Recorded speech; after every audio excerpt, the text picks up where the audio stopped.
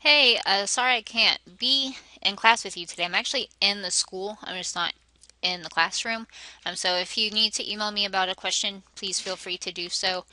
Your homework that was due for today, I will just check it off for tomorrow, so you get a free extra day. So if you need that, lucky you. Today we are talking about geometric sequences as exponential functions. We've done sequences in the past. We did it a little bit last year. But we didn't talk about it with geometric. We did arithmetic, which I'll talk a little bit more about today, but we're focusing on geometric today. A geometric sequence is when you are multiplying by the same number every time. And whatever number you multiply by, that is called the common ratio. And that's usually an r. So let's say r equals 2. That means you're multiplying by 2 every time. So for once, mathematicians are using a letter that makes sense, r for ratio. The common ratio, when given a sequence, can be found by dividing any term by its previous term. So we will end up doing that here in a little bit. So our directions say, determine whether each sequence is arithmetic, geometric, or neither, and explain. Arithmetic is if you are adding or subtracting the same number every time. Geometric is you are multiplying by the same number every time, and neither would be there's no pattern at all. Another thing with geometric is you can also divide by a number, but I didn't want to write that down because when we get to our common ratio, we don't want to use division. Our common ratio is always with multiplication. So always think, what am I multiplying by every time rather than dividing? When we go to explain our reasoning, you can either say what your common ratio is, or you can use your work as your explanation. So looking at number 1, first I'm going to check to see if it's an arithmetic. Well, from 4 to 9, I added 5. From 9 to 12, I added 3. Well, that wasn't the same number, so I know it's not arithmetic. And you don't have to write down all of that work. If you can just look and say, okay, I'm adding 5, then 3, so nope, and then move on to geometric, that's fine. You don't need to write that part down. For geometric, if I look at, say, 18 and 12, I'm going to divide them to figure out what did I multiply 12 by to get 18. So 18 divided by 12, I get 1.5. Then I'm going to check 12 and 9. So I want to see 9 times what gave me 12. To figure that out, we do 12 divided by 9. 12 divided by 9 is 1.3 repeating. So we see we did not multiply by the same number either, so it's not geometric, so it is neither. And you could also put as an explanation there's no common ratio. That would work. But since in this problem we showed a decent amount of work, that would be good enough for me. For number 2, I went from 256 to 128. So I'm checking arithmetic first. To get from 256 to 128, I subtracted 128. From 128 to 64, I subtracted 64. So since I did not subtract the same number every time, I know it's not arithmetic. So now let's try geometric. So I'm going to see, well, 64 times what gave me 32. To figure that out, do 32 divided by 64, which is 0.5. And then I can check, well, 128 times what gave me 64. So 64 divided by 128, that's also 0.5. Now let's check the last set of numbers too, because we want to be sure. So I'm going to see 256 times what is 128. So do 128 divided by 256, which is also 0.5. So I multiplied by 0.5 every time. Another way to think about that was I divided by 2 every time, but again, common ratio is always multiplication, so I wanted to know what I multiplied by. So this would be geometric. And I'm going to go ahead and say what my common ratio was. The common ratio was 0.5. So knowing how to figure out your common ratio, that's going to be helpful for the section after this, and then the last section as well. For number 3, I went from 1 to 3, so I added 2. 3 to 9, so I added 6, so not arithmetic. Try geometric. So I know 1 times 3 gives me 3. 3 times 3 is 9. 9 times 3 is 27. I multiplied by 3 every time, so it was geometric. And again, go ahead and put what your common ratio was. The ratio was 3 because I multiplied by 3.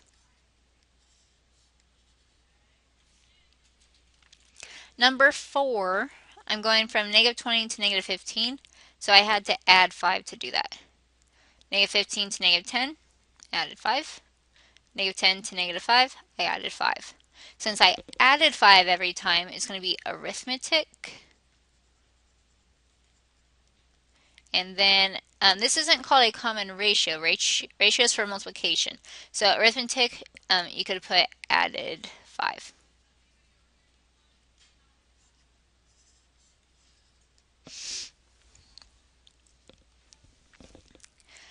Okay, the next couple of questions, they just want us to find the next 3 terms of the geometric sequence. Since they already told us that it's a geometric sequence, I don't need to make sure that it's 1. So all I need to do is see what am I multiplying by every time and keep doing that. So 1 to negative 4, I have to think 1 times what is negative 4? Well, that's negative 4, so I multiplied by negative 4. So I'm going to use my last term, so negative 64 times negative 4. So I'm multiplying by negative 4 since I just figured out that my common ratio was negative 4. And I get 256. To get the next term, do 256 times negative 4. And we get negative 1024. Then last one, take 1024 times negative 4. And we get 4096. So our next 3 terms would be 256, negative 1024, and 4096. And again, we got that by figuring out what do I multiply by every time, and then just taking your terms and multiplying by that number to get the next term. Number 2, I just need to figure out negative 3 times what's going to give me 15. That's negative 5. So take your last term, 375 times negative 5. And we're going to get negative 1,875. And you may use a calculator for this, just so you know. Then take negative 1,875 times negative 5 to get 9,375. Then 9,375 times negative 5 to get negative 46,875. So your next 3 terms would be these.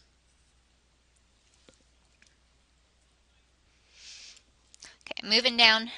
If you need to pause the video to catch up, please do so. I'm going to move on.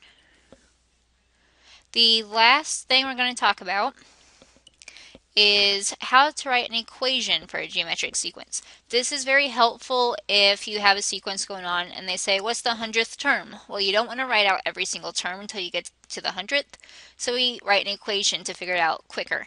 We did this with arithmetic earlier on in the year.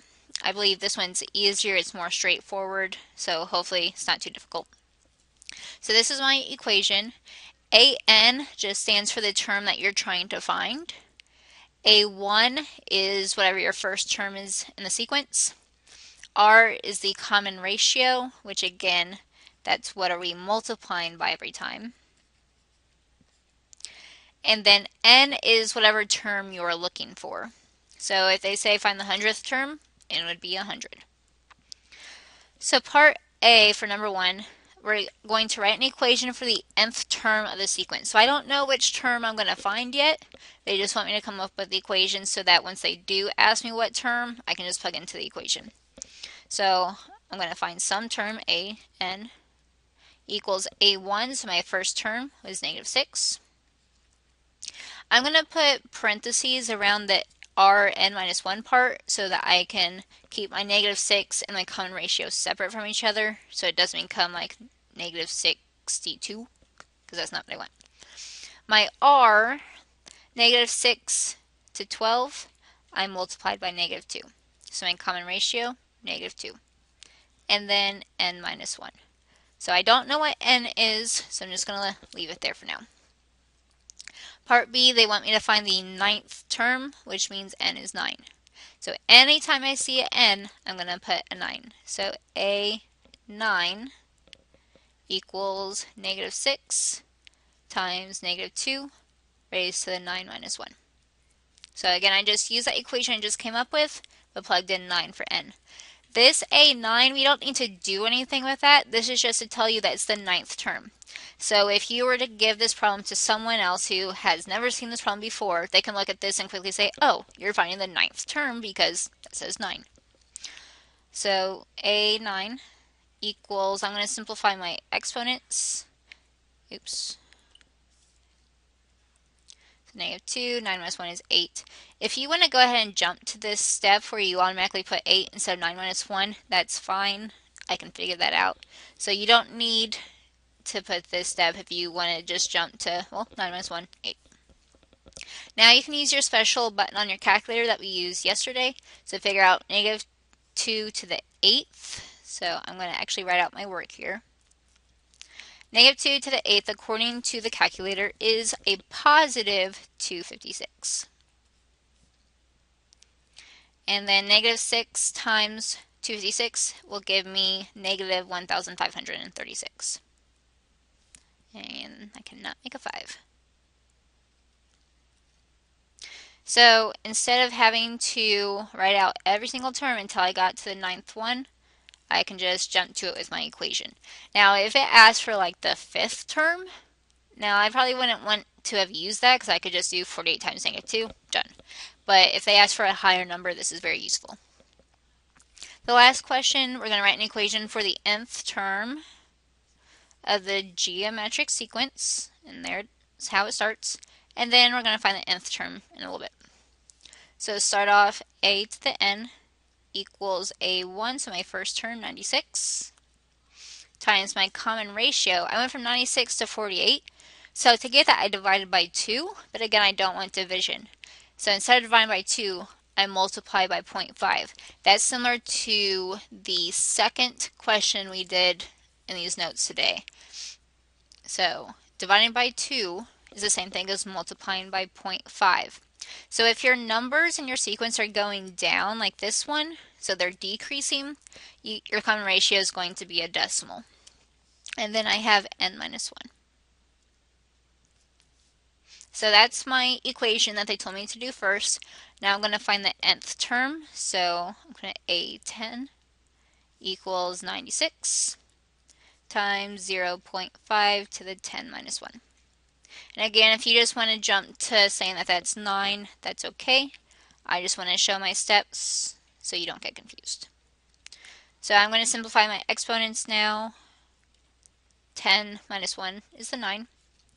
Now use this special button on your calculator. Now when you do 0.5 to the 9th power, you're going to get a really long decimal. I want you to keep that decimal in your calculator and then immediately hit times 96. When you do that, you should get 0.1875.